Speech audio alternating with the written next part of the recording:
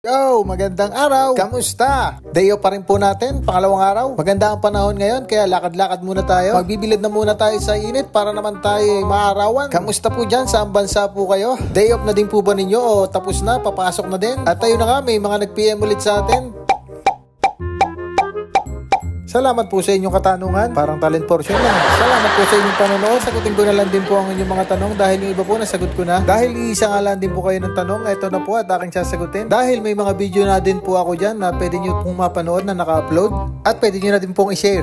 Ang agency ko po ay RRJM International Manpower Services. Located po siya sa May Pasig. Pagbaba nyo po sa MRT Shaw Boulevard Station, pwede nyo pong lakarin. Pwede din po kayong nag-jeep. Malapit lang siya. Sabihin nyo lang po kay Manong Driver, Summit 1 Building at ibababa na po niya kayo doon. At sila po ay matatagpuan sa 19th floor. At hindi ko rin nga po alam kung ano pa ang hiring nila ngayon. Dahil may nagtatanong din po sa amin kung hiring dito sa aming company. At to say po ay wala po kaming opening ngayon. Pwede nyo din pong itry sa ibang agency pa.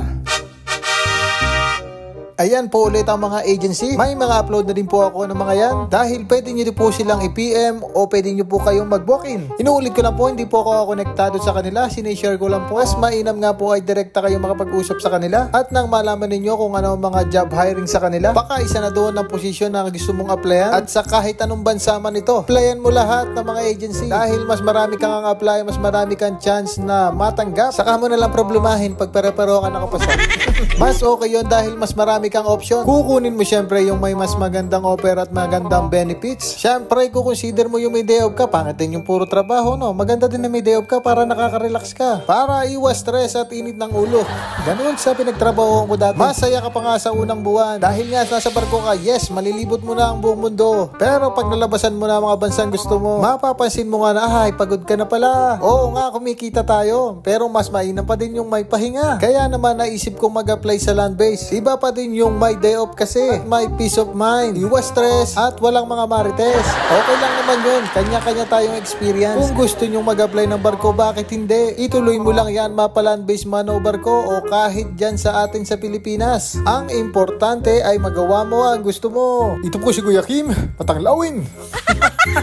At iba nga pala tinatanong nila kung may placement fee. Sa amin po ay meron. Magkano po ang sweldo mo sa isang buwan? Iyon po ang katumbas ng placement fee. Pero may mga agency din naman po na walang placement fee. Depende din po sa posisyon o kung ano ang ina-applyan mo. Sagot din po ng aming employer ang ticket at visa. Opo, ang salary rate po ay per hour. Depende din po sa company nyo kung 8 hours ang pasok nyo o 12 hours. Bago po kayo mag-apply, alamin ninyo ang detalye. Hindi masamang magtanong dahil para din naman sa inyo yun. May medical din tayo. Siyempre, dapat lagi kang healthy. Tip ko lang pag mag-apply ka, lumakad ka na lang ng solo. Dahil kung may kasama ka nga ay may giging kakompetensya mo pa yan. Depende na lang kung magkaiba kayo ng posisyon.